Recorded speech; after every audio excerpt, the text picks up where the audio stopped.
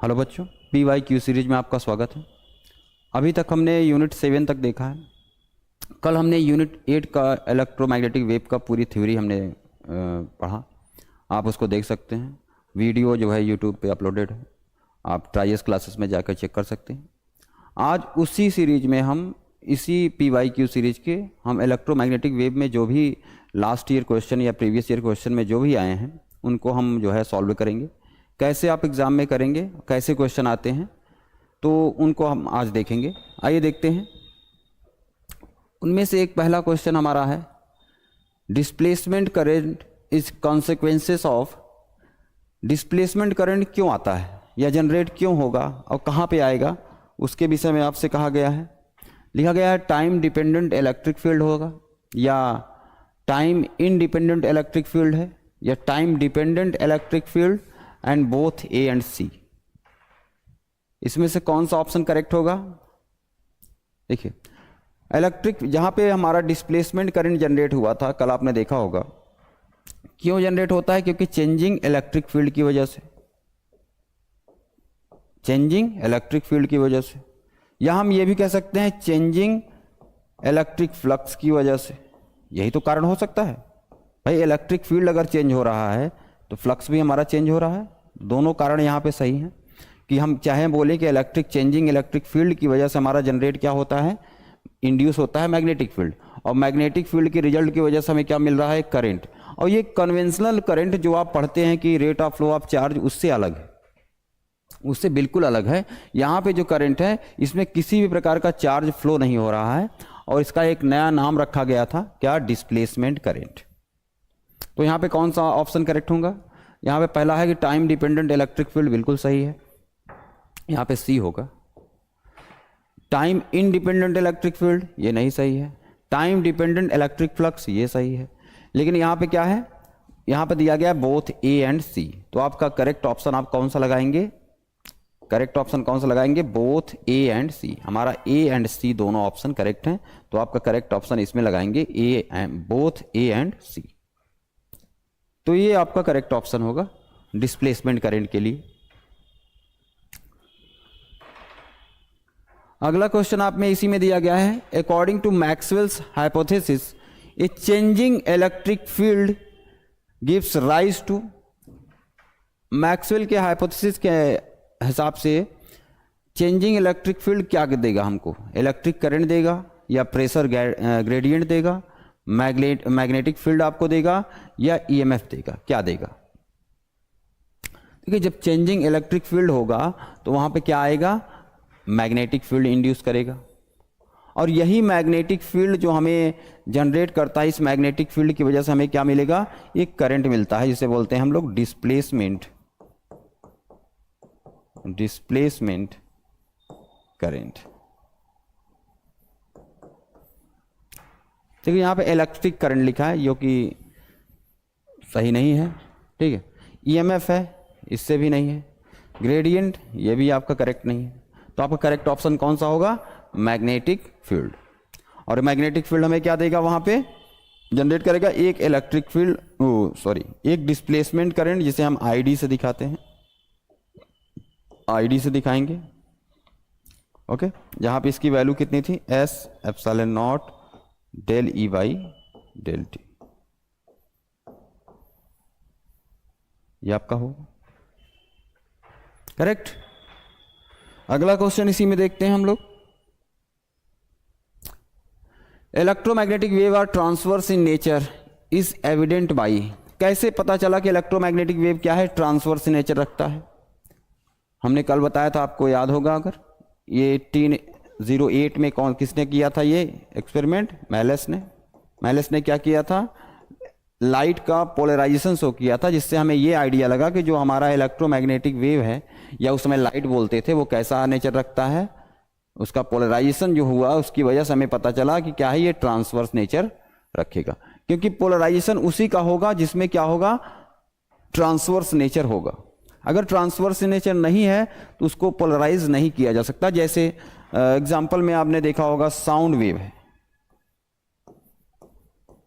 Sound wave क्या है? एक एग्जाम्पल है लॉन्गिट्यूडनल वेव का। लॉन्गिट्यूडनल वेव का, लॉन्गिट्यूडनल वेव का। और लॉन्गिट्यूडनल वेव क्या होंगे? Can't be polarised, can't be polarised, इनको पोलराइज नहीं किया जा सकता। तो इससे हमें आइडिया लगा कि इलेक्ट्रोमैग्नेटिक वेव का अगर पोलराइजेशन होता है इसका मतलब वो कैसा नेचर रखते हैं? ट्रांसवर्स नेचर रखते हैं। तो ये ऑप्शन आपका करेक्ट होगा। पोलराइजेशन की वजह से हमें ये आइडिया लगा कि इलेक्ट्रोमैग्नेटिक वेव कैसा नेचर रखते हैं? Transverse nature. अगला क्वेश्चन आपका दिया गया है यहां पे, क्या है? Which current is the produced when the changing electric flux is there in the region. अगर कहीं पे चेंजिंग इलेक्ट्रिक फ्लक्स है तो कौन सा करंट वहां पे जनरेट होगा? क्या वो कन्वेंशनल करंट होगा? कन्वेंशनल करंट का मतलब यह हुआ जैसे हम rate of flow of charge is called current, जो कि बिल्कुल गलत है। दूसरा क्या है? यहां पर भी सेम ऑप्शन दिया गया है, कन्वेंशनल करंट, ये मिसप्रिंट होगा, ठीक है, दो ये भी गलत है। तीसरा आपका दिया गया है डिस्प्लेसमेंट करंट, बिल्कुल सही। क्या होगा वहां पे? डिस्प्लेसमेंट। चेंजिंग इलेक्ट्रिक फील्ड हो या चेंजिंग इलेक्ट्रिक फ्लक्स हो, दोनों समय क्या मिलेगा? डिस्प्लेसमेंट करंट मिलेगा, डिस्प्लेसमेंट करंट मिलेगा वहां। ये एक क्वेश्चन है। एक कैपेसिटर ऑफ कैपेसिटेंस सी, एक कैपेसिटर है जिसका कैपेसिटेंस कितना है? C is connected across an AC source of voltage V। V दिया गया है, is given by, जो वोल्टेज दिया गया है अल्टरनेटिंग है, AC है, तो क्या होगा? V equals to V naught sine omega t, ये टाइम का फंक्शन होगा voltage. And the displacement current between the plates of a capacitor would be, कितना होगा? निकालेंगे कैसे हम? अगर बात करें कि कैपेसिटर के क्रॉस पोटेंशियल कितना बनेगा या चार्ज कितना होगा, जो कि टाइम का फंक्शन वो भी होगा। क्यों? क्योंकि वोल्टेज वेरी कर रहा है, कितना? जितना उसका कैपेसिटेंस होगा, एंड पोटेंशियल कितना है? V naught sine omega T. या कह सकते हैं पहले आप लिखिए क्या? CV, और V आपको दिया गया है कितना है? V naught sine omega T, sign omega T, V naught sine omega. तो जहां से हम कह सकते हैं यहां से कि आपका करंट कितना होगा? डिस्प्लेसमेंट करंट, तो यही चेंज होगा, चार्ज dQt अपॉन dt होगा। तो यहां से ID कितना आ जाएगा आपका?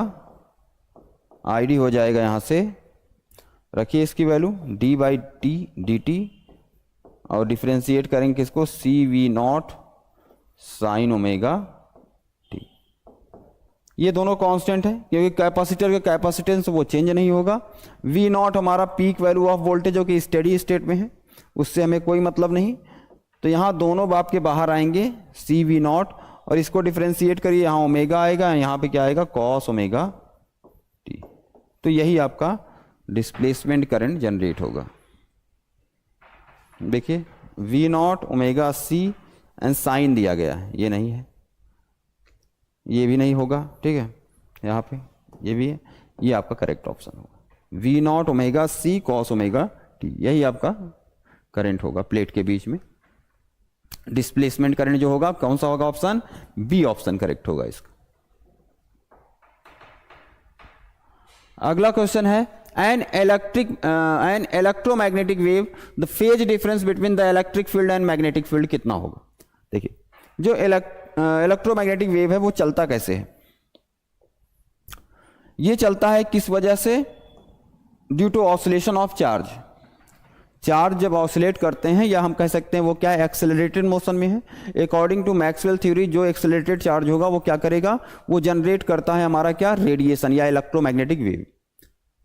और चेंजिंग जो इलेक्ट्रिक फील्ड हो रहा है ये इंड्यूस करेगा मैग्नेटिक फील्ड को, और जो मैग्नेटिक फील्ड है वो इंड्यूस करता है, चेंजिंग मैग्नेटिक फील्ड क्या इंड्यूस करेगा? Electric field.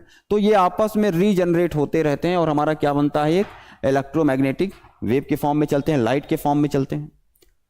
लेकिन इन सब में क्या है? अगर मान के चलिए वेव हमारी इस डायरेक्शन में जा रही है, के डायरेक्शन में, प्रोपगेशन इस डायरेक्शन में वेव का, तो जो हमारा इस डायरेक्शन में हम लेते हैं y, और ये हमारा z।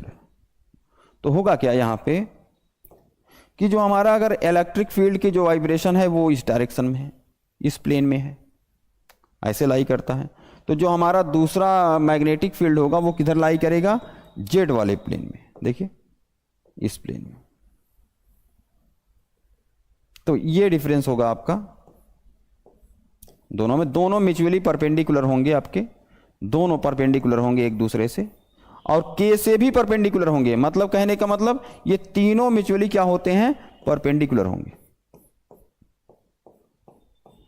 चाहे इलेक्ट्रिक फील्ड की डायरेक्शन हो, चाहे मैग्नेटिक फील्ड की डायरेक्शन हो, इलेक्ट्रिक फील्ड हो या मैग्नेटिक फील्ड या आपका के हो, के तीनों क्या होंगे, म्यूचुअली परपेंडिकुलर,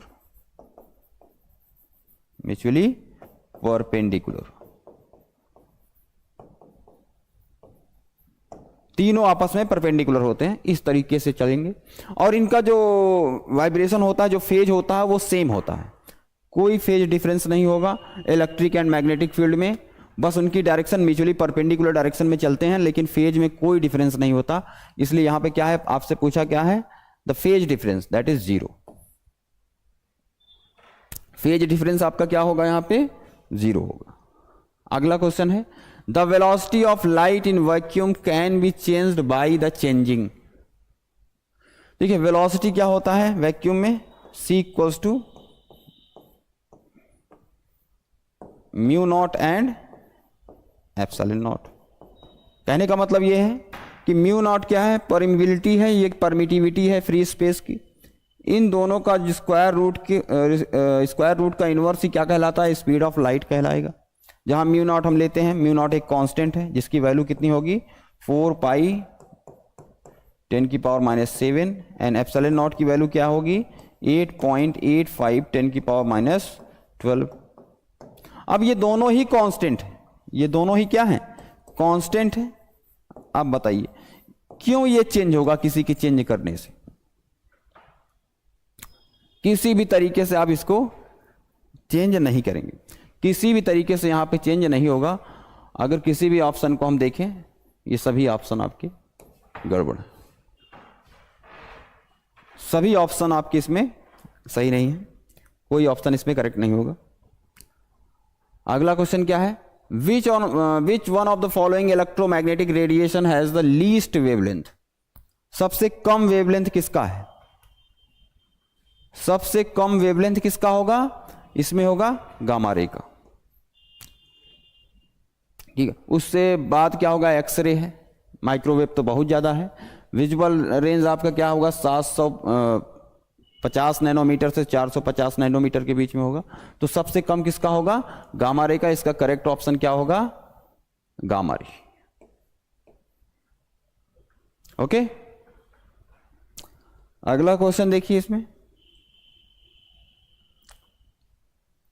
यहां दिया गया है कि electromagnetic wave travel in medium which has the relative permeability 1.3 and relative permeability दोबारा दिया है, यहां पे परमिटिविटी रखिएगा 2.14। The speed of electromagnetic wave in the medium. कल ही आपको दिखाया था रिलेशन क्या होगा इनमें, वेलोसिटी कैसे डिपेंड करेगी, C अपॉन रूट में क्या होगा, mu r and epsilon r. तो यहां पे म्यू आर आपको दिया गया है कितना, रिलेटिव परमिबिलिटी है 1.3 एंड रिलेटिव परमिटिविटी कितना दिया गया है, 2.14, ये आपको दिया गया है। इसकी वैल्यू रखिए आप, कितना होगा ये, V इक्वल्स टू C की वैल्यू रखेंगे 3 × 10⁸ मीटर पर सेकेंड। ओके, और इसमें म्यू आर की वैल्यू कितनी दी है, 1.3 एंड 2.14, 1.3 × 2.14 ये होगा। तो मल्टीप्लाई करिए, कितना आ जाएगा ये,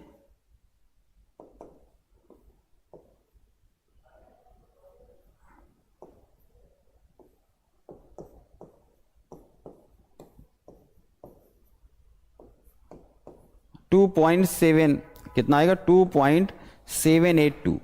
जो इसकी वैल्यू आई कितनी आएगी, 3 × 10⁸ मीटर पर सेकेंड अपॉन में क्या आएगा, 2.782। 2.782 आएगा। इसका स्क्वायर रूट लेंगे तो हमारा कितना आ जाएगा, देखिए अगर हम 2 का स्क्वायर रूट लेते हैं 1.4 समथिंग आएगा, तो ये अप्रॉक्स में आएगा आपका 3/1.6 करीब आएगा, ठीक है, 6 × 10⁸ ये आएगा। यहाँ पे आपसे पूछा क्या है, वेलोसिटी कितनी होगी, ठीक है, तो वेलोसिटी कितना होगा, इसको डिवाइड करिए, कितना हो जाएगा 1.66, 3 से डिवाइड करिए, कितना आ जाएगा, 0 बढ़ाइए यहाँ पे, कितना हो जाएगा, v इक्वल्स टू 1.78 × 10⁸ मीटर पर सेकेंड। यही आपका आंसर होगा, 1.78 × 10⁸ मीटर पर सेकेंड। करेक्ट ऑप्शन कौन सा होगा, 13.6 दिया गया है, ये आपका नहीं होगा, 36 10⁸ नहीं है, 1.8 10⁻³ मीटर पर सेकेंड, ये भी नहीं होगा, 1.8 × 10⁸ मीटर। देखिए यहाँ पे कितना है, 1.78 दिया गया, तो इसको 1.8 हम कर सकते हैं, तो यही आपका करेक्ट आंसर होगा, 1.8 × 10⁸ मीटर पर सेकेंड। चलिए आगे देखते हैं हम लोग। आगे दिया गया है, the electric and magnetic field of an electromagnetic wave are, देखिए electric and magnetic fields of an electromagnetic wave are कैसे होंगे, in opposite phase and perpendicular. अभी पीछे आप क्वेश्चन में आपने देखा होगा, सेम फेज में होते हैं, सेम फेज में होते हैं, पर क्या हो, म्यूचुअली परपेंडिकुलर होंगे। तो यहाँ अपोजिट फेज लिखा है, ये ऑप्शन नहीं करेक्ट है। In opposite phase and parallel to each other, ये भी गलत है, अपोजिट फेज लिखा हुआ है। In phase and perpendicular to each other, ये आपका करेक्ट होगा। लास्ट ऑप्शन क्या है, in phase and parallel to, ये पैरेलल नहीं होते, ठीक, तो केवल एक ऑप्शन आप करेक्ट है, सी। कैसे होंगे, फेज में होंगे, फेज इनका क्या होगा, 0 होगा इनके बीच में, और क्या होंगे, परपेंडिकुलर टू ईच अदर। ये आपका ऑप्शन करेक्ट होगा इसमें। चलिए अगला क्वेश्चन दिया है, electromagnetic wave are produced by, कैसे प्रोड्यूस होते हैं electromagnetic wave. Electromagnetic wave produce क्यों होंगे, क्योंकि एक्सेलरेटिंग चार्ज पार्टिकल के कारण से, जहां पे एक्सेलरेटेड होंगे चार्ज वहीं पे प्रोड्यूस होगा। यहां पे देखिए कह रहे हैं चार्ज अगर रेस्ट में हो तब प्रोड्यूस होगा, चार्ज अगर रेस्ट में होगा तो वहां पे क्या प्रोड्यूस होगा, केवल इलेक्ट्रिक फील्ड, केवल क्या होगा, इलेक्ट्रिक फील्ड होगा वहां पे, जो कि हमने फर्स्ट यूनिट में पढ़ा होगा, केवल वहां पे इलेक्ट्रिक फील्ड होगा। अगर चार्ज इन यूनिफॉर्म मोशन में होंगे, अगर मोशन में है चार्ज, यूनिफॉर्म मोशन में है, वहां पे क्या होगा, केवल मैग्नेटिक फील्ड आएगा। यूनिफॉर्म मोशन में है तो वहां पे केवल क्या आएगा, मैग्नेटिक फील्ड आएगा, यहां पे केवल इलेक्ट्रिक फील्ड आएगा, यहां पे मैग्नेटिक फील्ड आएगा, और इसे हम फोर्थ यूनिट में हमने पढ़ा है। अगला दिया गया है कि अगर नन ऑफ दीज एबव, तो ये तो है, लेकिन आपका यहां पहला ऑप्शन क्या दिया गया है, एक्सेलरेटिंग चार्ज पार्टिकल की वजह से, बिल्कुल सही आंसर होगा आपका, ऑप्शन ए करेक्ट है इसमें, ऑप्शन ए क्या होगा, करेक्ट होगा।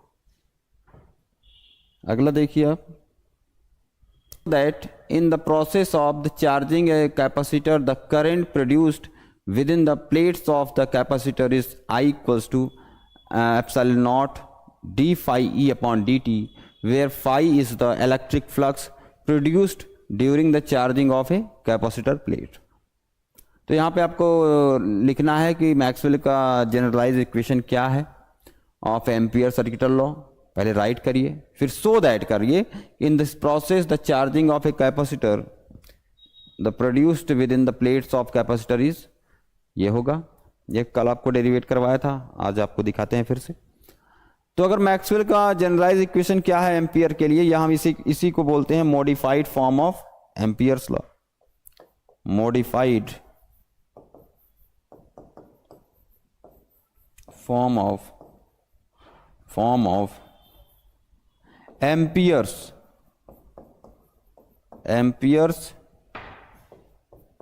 सर्किटल। ये आपका क्वेश्चन 5 मार्क्स का होगा, ठीक है, पूरा डेरिवेट करना है आपको। उसका जो एम्पियर का जनरलाइज फॉर्म है या मॉडिफाइड फॉर्म है वो क्या होगा, आप देखिए, वो लिखा जाता है B.dl, जो क्या है लाइन इंटीग्रल होगा। यहाँ पे C लिखेंगे, ध्यान रखना है आपको। जब यहाँ पे हमने dl लिखा है, C मतलब कर्व, या L लिखिए आप, इक्वल होगा किसके, म्यू नॉट I के। ये हमारा है एम्पियर का लॉ, इसे बोलते हैं ampere circuital law, ampere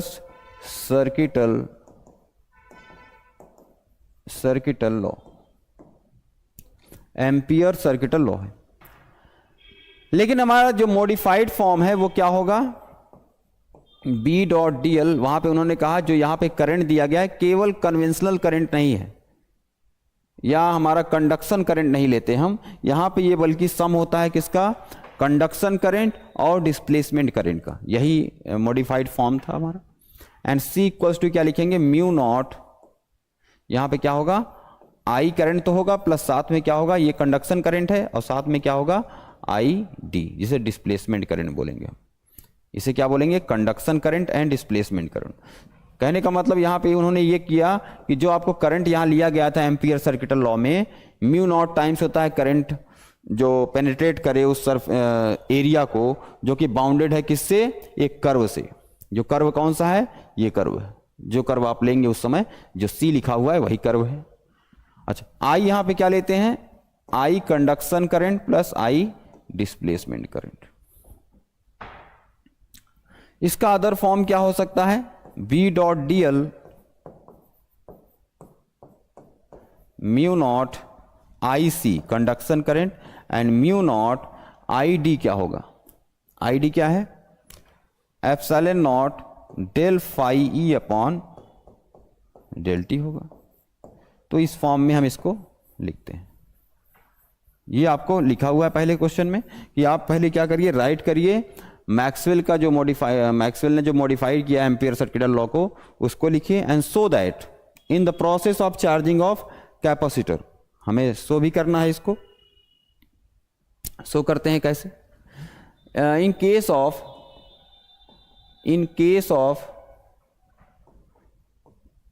charging of capacitor, in case of charging of capacitor, capacitor के चार्जिंग केस, ये आपने देखा होगा चार्जिंग केस में क्या क्या होगा, या हमने कोई कैपेसिटर लेंगे उसको एक रजिस्टर के थ्रू जोड़ सकते हैं, क्योंकि बिना रजिस्टर के हम ना कैपेसिटर को चार्ज कर सकते हैं ना डिस्चार्ज कर सकते हैं। एक ऑफ स्विच लगाइए यहाँ पे और ये हमारा सर्किट कंप्लीट हो गया। मान लेते हैं कैपेसिटर का कैपेसिटेंस कितना है, C है, रजिस्टर का रेजिस्टेंस कितना है, R है। यहां पे हमने V वोल्टेज अप्लाई किया। अब चार्जिंग के केस में क्या होगा कि जब रजिस्टर लगा हो, सर्किट में रजिस्टर लगा होना चाहिए, क्योंकि आइडियल कंडीशन में कैपेसिटर क्या करेगा, offer no resistance in DC circuit. AC में, हाँ एसी में हम क्या कर सकते हैं, केवल कैपेसिटर को हम चार्ज या डिस्चार्ज करेंगे, वहां पे अलग बात है। क्यों, क्योंकि वहां पे क्या है, एसी की फ्रीक्वेंसी होती है जहां पे कैपेसिटिव रिएक्टेंस आ जाता है XC इक्वल्स टू 1/ωc। तो यहां पे लेकिन डीसी करंट की फ्रीक्वेंसी क्या होगी, 0 होगी। उस कंडीशन में हमारा XC भी काम नहीं करता। तो जो प्योर कैपेसिटर है उसमें की कोई भी इलेक्ट्रिकल रेजिस्टेंस नहीं होगा। और रेजिस्टेंस नहीं होने के साथ क्या होगा, बाई ओम्स लॉ आप देख सकते हैं, I equals to V equals to IR होगा आपका। और IR जैसे ही I करेंगे यहां V/R आएगा और टोटल R इक्विवेलेंट इस सर्किट में क्या होगा, 0 होगा। तो यही हमारा टेंड करेगा इनफाइनाइट, मतलब करंट इनफाइनाइट नहीं होगा, बल्कि ये क्या होगा, शॉर्ट कर जाएगा, मतलब जल जाएगा और करंट हमारा फ्लो नहीं करेगा इसमें। ये तरीका होता है। लेकिन इस कंडीशन में क्या होगा, धीरे धीरे चार्ज यहां बैटरी से जाकर यहां पे हमारा बढ़ेगा, कैपेसिटर के क्रॉस यहां पे बढ़ना स्टार्ट होगा। अब इंक्रीज कैसे करता है, कितनी देर में चार्ज होगा, वो सब बातें हैं हम अलग से डेरिवेट किए हुए हैं, आप देखेंगे। यहां पे लिखते हैं क्या होता है कि यहां पे चार्ज टाइम का फंक्शन होगा, कैसा होगा, Q0 1 - T/τ। ये हमारा कहलाता है ट्रांजिएंट चार्ज। क्या बोलते हैं इसको, ट्रांजिएंट चार्ज। कैपेसिटर के क्रॉस चार्ज कैसे बढ़ेगा, इस इक्वेशन से हम निकाल सकते हैं। Q T equals to Q not 1 minus E की पावर क्या होगा, माइनस टी अपॉन टाउ, जहां पे टाउ क्या है, टाइम कांस्टेंट है।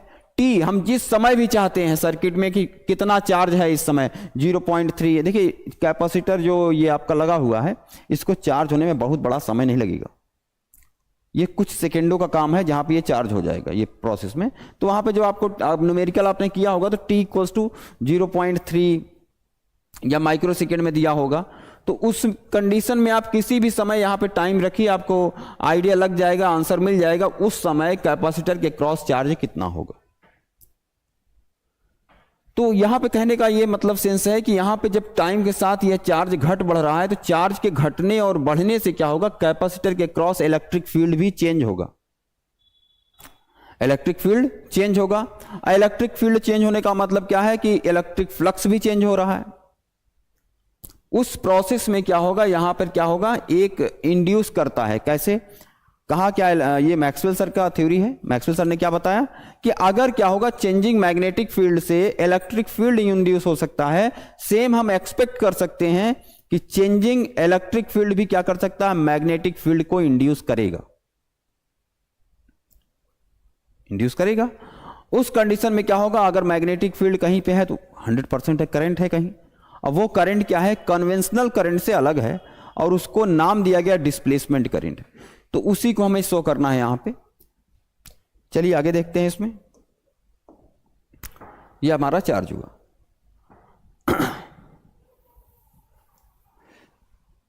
बाकी हमने देखा कि मैग्नेटिक फील्ड कैसे निकालेंगे, हमने चेक किया कि हाँ यहां पे ये गड़बड़ है। तो लेकिन हमारी यहां पे जो करंट है, डिस्प्लेसमेंट करंट, हम फाइंड कैसे करेंगे वो देखते हैं। इसी कैपेसिटर को थोड़ा सा हम जूम करके बड़ा बनाते हैं। इसको कैसा होगा, ऐसा होगा कुछ। यहां पे चार्ज लगातार बढ़ रहा है, टाइम के साथ क्या करेगा, बढ़ेगा, और इसी वजह से यहां पे क्या है, इलेक्ट्रिक फील्ड भी चेंज होता रहेगा। मान लेते हैं किसी समय की बात करता हूं, यहां पे ई है, इस पॉइंट पे हम क्या निकालते हैं कि हमारा इस पॉइंट पे इलेक्ट्रिक फील्ड कितना होगा। तो इलेक्ट्रिक फील्ड निकालने का तरीका क्या है, यहां पे देखिए, ये एक चार्ज लेयर का काम करेगा, ये भी एक चार्ज लेयर है। मान लेते हैं यहाँ पे जो सरफेस चार्ज डेंसिटी है वो प्लस रो है, यहाँ पे माइनस रो है। अगर इस पॉइंट पे देखें डायरेक्शन क्या होगी इलेक्ट्रिक फील्ड की, तो यहाँ पॉजिटिव से बाहर की ओर होगा और नेगेटिव की तरफ होगा, दोनों एक ही डायरेक्शन में होंगे। मतलब हम ये कह सकते हैं E1 प्लस E2 ये क्या हो जाएंगे, मैग्नीट्यूड देख रहे हैं तो कितना होगा, sigma upon 2 epsilon not plus sigma upon 2 epsilon not. तो टोटल इलेक्ट्रिक फ्लक्स कितना आया हमारा यहां पे, सिग्मा अपॉन 2 एप्सिलॉन। जहां पे सिग्मा यहां पे क्या है आपका, सिग्मा को हम बोलते हैं, सिग्मा को क्या बोलेंगे, surface charge density, surface charge density.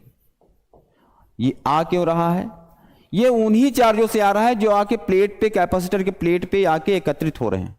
उन्हीं चार्ज की वजह से हमारा क्या हो रहा है, सरफेस चार्ज डेंसिटी, जो कि टाइम वेरिंग चार्ज है, वो टाइम के साथ बढ़ रहे हैं।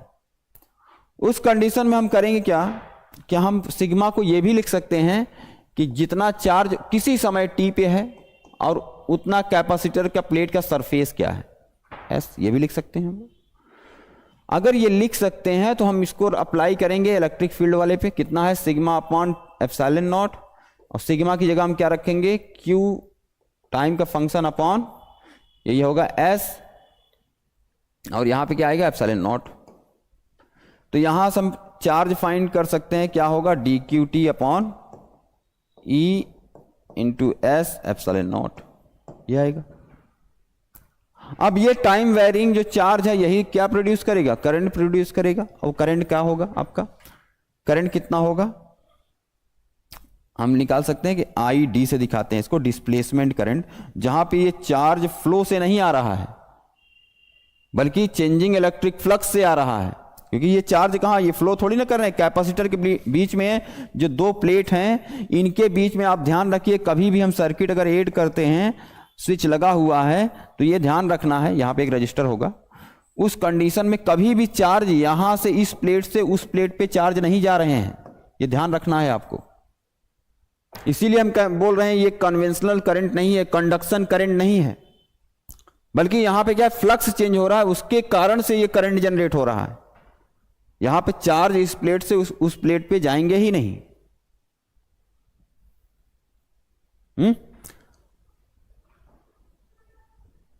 तो यहां पे हम निकालेंगे आईडी, डिस्प्लेसमेंट करेंगे, क्या होगा डी, इसी को डिफरेंशिएट करिए टाइम के रिस्पेक्ट में।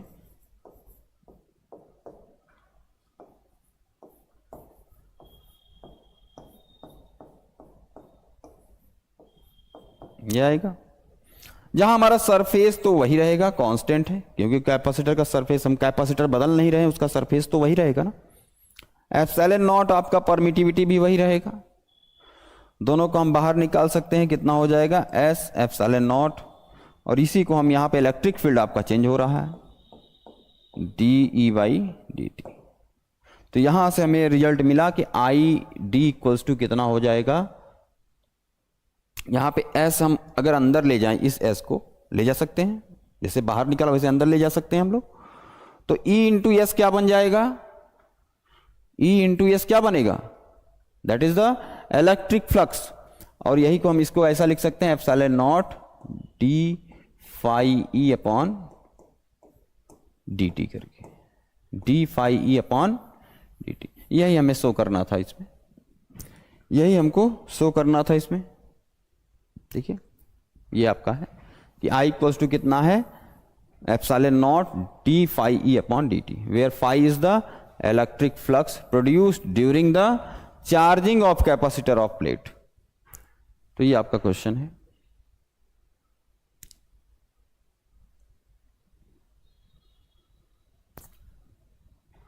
अगला क्वेश्चन क्या है आपका इसमें, क्वेश्चन ये है, how does a charge Q oscillating at certain frequency produce electromagnetic wave?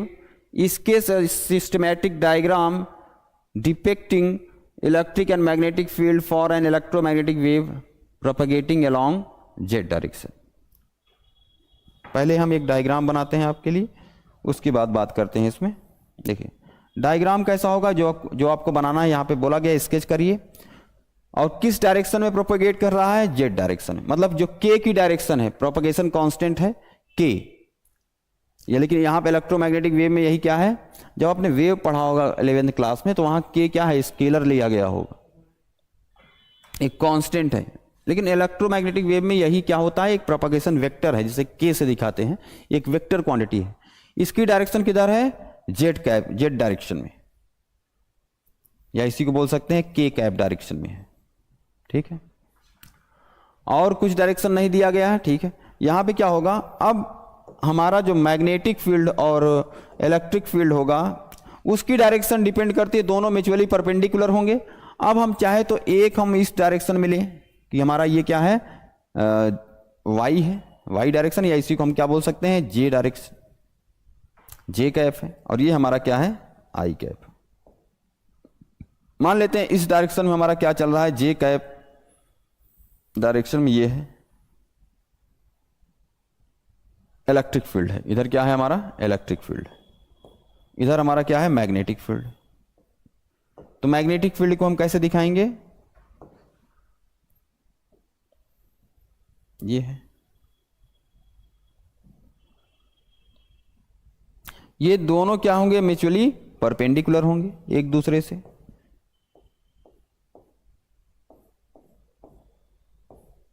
Imagine कर पा रहे होंगे ना, ये कुछ ऐसे चल रहे हैं, एक इस प्लेन पे जा रहा है तो दूसरा क्या है, इस तरीके से जा रहा है, दोनों परपेंडिकुलर हैं एक दूसरे के, और दोनों एक ही डायरेक्शन में प्रोपगेट कर रहे हैं, जो कि डायरेक्शन है जेड डायरेक्शन। तो ये हमको शो करना था। आप देखिए इस तरह से हम वहां दिखाएंगे, ये है,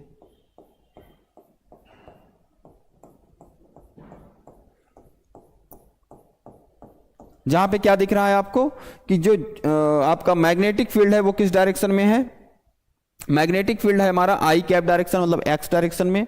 आपका इलेक्ट्रिक फील्ड किस डायरेक्शन में, वाई डायरेक्शन में है, और दोनों म्यूचुअली परपेंडिकुलर होने के साथ ही क्या कर रहे हैं, एक साथ एक फेज में किधर जा रहे हैं, के का एक डायरेक्शन में, जिसे हम बोलेंगे जेड डायरेक्शन में जा रहे हैं। तो ये हमारा स्केच डायग्राम है, जिससे जो डिपिक्ट कर रहा है कि मैग्नेटिक एंड इलेक्ट्रिक फील्ड को इन इलेक्ट्रोमैग्नेटिक वेव में। How does a charge Q oscillating at a certain frequency produces electromagnetic wave? कैसे? अकॉर्डिंग टू मैक्सवेल थ्योरी, अगर कोई भी चार्ज है, चार्ज पार्टिकल है, वो एक्सेलरेट होता है तो वहां रेडिएशन जनरेट करेगा, और चार्ज है वो रेडिएट करने के साथ साथ वहां पे क्या जनरेट करेगा? आपका वहां पे इलेक्ट्रिक फील्ड है, इलेक्ट्रिक फील्ड होगा। और कैसा इलेक्ट्रिक फील्ड होगा? चेंजिंग इलेक्ट्रिक फील्ड होगा। और चेंजिंग इलेक्ट्रिक फील्ड इंड्यूस करता है एक चेंजिंग मैग्नेटिक फील्ड को। फिर दूसरी बात देखिए, चेंजिंग मैग्नेटिक फील्ड क्या इंड्यूस करेगा? एक इलेक्ट्रिक फील्ड को।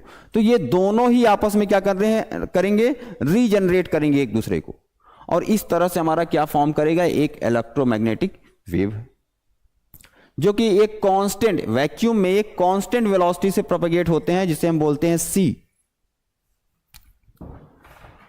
सी होगा। इसकी वैल्यू क्या डिपेंड करती है? उस मीडियम के permeability and permittivity of free space, जहां पे सी को ही हम बोलते हैं speed of light, speed of light या इलेक्ट्रोमैग्नेटिक वेव इन वैक्यूम। इसकी वैल्यू क्या है? 3 × 10⁸ मीटर पर सेकेंड, ये होगा।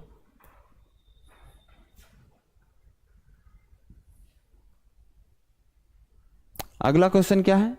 What are the dimension of 1/1/μ0ε0? क्या होगा डायमेंशन इसका? अभी देखा हमने μ0 एंड ε0।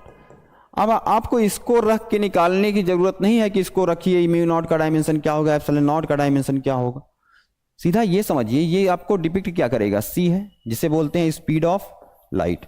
है तो स्पीड ही ना, स्पीड ऑफ लाइट। आप चाहे तो इन दोनों को रख के चेक करेंगे, फिर भी वही आएगा, वही डायमेंशन आएगा। और स्पीड को हम किस में, अगर यूनिट की बात करें, क्या होगा? मीटर पर सेकेंड। और डायमेंशन क्या हो जाएगा यहां से? डायमेंशन क्या होगा इसका? m 0 होगा, l 1 होगा, और t की पावर कितनी होगी? -1। यही इसका डायमेंशन होगा, या हम बोल सकते हैं LT -1। ये इसका डायमेंशन होगा। अगला क्वेश्चन देखिए, give two difference between the displacement current and conduction current. आप देखिए डिफरेंस क्या है। अगर हम डिस्प्लेसमेंट करंट की बात करें,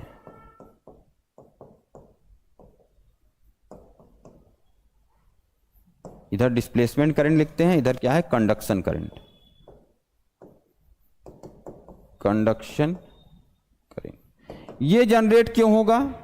ये आपका डिस्प्लेसमेंट करंट जनरेट क्यों होता है? क्योंकि चेंजिंग इलेक्ट्रिक फील्ड या चेंजिंग इलेक्ट्रिक फ्लक्स की वजह से।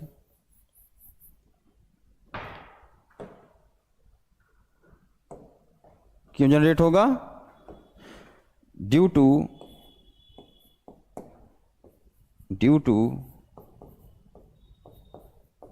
चेंजिंग इलेक्ट्रिक फील्ड और इलेक्ट्रिक, ये भी बोल सकते हैं इलेक्ट्रिक फ्लक्स की वजह से। लेकिन कंडक्शन करंट क्या है आपका? कंडक्शन करंट सिंपल सा ये है कि rate of flow of charge, rate of flow of charge, flow of charge, charge is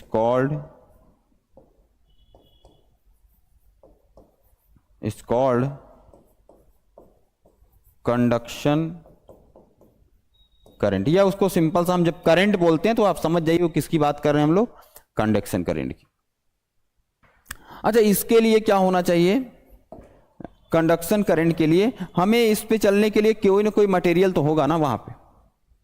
material मतलब वायर की जरूरत होगी हमको, वायर या जिस भी वायर जो कंडक्टर हो, कंडक्टिंग वायर की जरूरत होगी, कंडक्टिंग वायर की जरूरत होगी। आप खंभों के, बिजली के खंभों में देखिए बिना वायर की करंट जाएगा? यहाँ पे कोई मीडियम नहीं चाहिए, नो नीड ऑफ मीडियम, बल्कि क्या चाहिए, दो प्लेट हो ऐसे जहाँ पे चार्ज चेंज हो रहा हो, और चार्ज के चेंज होने से इलेक्ट्रिक फील्ड आपका चेंज होगा। बहुत बड़े लेवल पे अभी नहीं किया गया, कुछ लोगों ने कोशिश की, जैसे टेस्ला थे हमारे, उन्होंने इसको बनाने का प्रयास किया कि जिससे वायर का यूज ना हो, और क्या हो, हम चेंजिंग इलेक्ट्रिक फील्ड या इलेक्ट्रिक फ्लक्स की वजह से क्या करें, हम करंट को एक जगह से दूसरी जगह तक भेज सकें। और इसीलिए इसका नाम भी लगभग इसी वजह से शायद आया, डिस्प्लेसमेंट करंट। तो यहां पे क्या होगा, no need of any wire, इसमें किसी भी प्रकार का वायर की जरूरत नहीं है, बल्कि बीच में, क्योंकि देखिए कैपेसिटर का एक सिंपल सा एग्जांपल समझिए, वहां पे क्या है, कैपेसिटर के बीच में जनरेट हो रहा है, जहां पे किसी प्रकार का चार्ज फ्लो नहीं कर रहा है एक दूसरे की तरफ, बल्कि जो वहां इलेक्ट्रिक फील्ड या चार्ज चेंज हो रहा है, फ्लक्स चेंज हो रहा है, उसी में क्या होगा, वो करंट जनरेट होगा। और ऐसा नहीं कि ये मैग्नेटिक इफेक्ट नहीं शो कर रहा है, वहां पे हमने कल दिखाया था आपको, वहां पे कंपास को आप ले जाएंगे तो वहां मैग्नेटिक फील्ड भी शो करेगा, कंपास में डिफ्लेक्शन शो करेगा। इसका मतलब वहां पे क्या है, करंट जा रहा है, कोई करंट जो कि बिना वायर के जा रहा है, उसी को हम क्या बोलेंगे, डिस्प्लेसमेंट करंट। तो ये आप डिफरेंस दिखा सकते हैं। यहां पे अगला क्वेश्चन क्या है, suppose that the electric field part of an electromagnetic wave in vacuum, आपको दिया गया है, एक वेव आपको दिया गया है, और इस वेव में आपको क्या दिया गया है कि ये हमारा इक्वेशन है 3.1 न्यूटन पर कूलम, ये एम्पलीट्यूड है इसका, और आपका फंक्शन दिया गया है कुछ इस तरीके से, cos 1.8 रेडियन पर मीटर, जो कि k की वैल्यू है ये, ठीक है, एंड ओमेगा टी, ये है ओमेगा होगा आपका, और यहाँ पे t दिया गया है, और यहाँ पे क्या है, k कैप, इलेक्ट्रिक फील्ड की डायरेक्शन है, ठीक है, इलेक्ट्रिक फील्ड किधर है, k कैप की ओर है। आपसे क्वेश्चन क्या है, what is the direction of propagation of wave, propagation किधर, कहां से डिसाइड करेंगे, आपको याद हो इक्वेशन कैसे लिखते हैं कि साई इक्वल्स टू ए, अगर कॉस के फॉर्म में लिखना है amplitude, and cos omega t minus k x लिखेंगे, या हम ऐसे भी लिख सकते हैं के एक्स प्लस ओमेगा टी, दोनों सही है। लेकिन आप ध्यान रखेंगे कि जब यहां पे प्लस है, इसका मतलब जो भी डायरेक्शन यहां पे लिखा होगा इस जगह पे y, उसका क्या होगा, निगेटिव पार्ट में जाएगा वो, जैसे हमने लिखा था ना कि psi equals to A sine omega t minus k x लिखा है। तो ये वेव है, अब ये ट्रेवल कर रही किस डायरेक्शन में, यहां से देखेंगे बताएंगे एक्स, जहां पे के के साथ जो लिखा हो वही इसका प्रोपगेशन की डायरेक्शन है, लेकिन यहां में माइनस है, इसका मतलब किस डायरेक्शन में जा रहा है, पॉजिटिव एक्स डायरेक्शन में, पॉजिटिव एक्स डायरेक्शन में। लेकिन सेम इक्वेशन अगर ऐसा लिखा हो, ए साइन ओमेगा टी प्लस के एक्स, तो उसमें हम क्या लिखेंगे, नेगेटिव एक्स डायरेक्शन में जा रहा, यही तो होगा ना। सिमिलरली आप यहां पे देखिए, आपसे पूछ रहा है इसकी प्रोपगेशन की डायरेक्शन क्या होगी, what is the direction of propagation, तो आप यहां समझ जाइए किस डायरेक्शन में होगा। पहले का आंसर क्या होगा हमारा, निगेटिव जे कैप में, यहां पे निगेटिव होगा जे कैप डायरेक्शन में, या निगेटिव वाई डायरेक्शन में। दूसरा क्वेश्चन क्या है, व्हाट इज द वेवलेंथ, कितना होगा, अच्छा वेवलेंथ निकालना है। आप देखिए ये वैल्यू किसकी है, के की है, और के किसके इक्वल होगा, कितना दिया गया, 1.8 रेडियन पर मीटर में, और ये किसके इक्वल होगा, इसे एंगुलर वेव नंबर भी बोलते हैं। 1 बाई लेमडा को क्या बोलते हैं, वेव नंबर, 2 पाई से मल्टीप्लाई करिए 1/2 पाई बाई लेमडा क्या बोलते हैं, एंगुलर वेव नंबर। जैसे एफ को फ्रीक्वेंसी बोलते हैं, 2 पाई से मल्टीप्लाई करिए क्या बन जाएगा, एंगुलर फ्रीक्वेंसी ओमेगा। तो ये कितना दिया गया है, 2 पाई लेमडा की इक्वल होगा। लेमडा आपको निकालना कितना हो जाएगा यहां से 2 पाई 3.14, और ये हो जाएगा 1.8, तो ये आपका मीटर में आएगा, यही आपका लेमडा होगा यहाँ पे। दूसरे क्वेश्चन का आंसर है।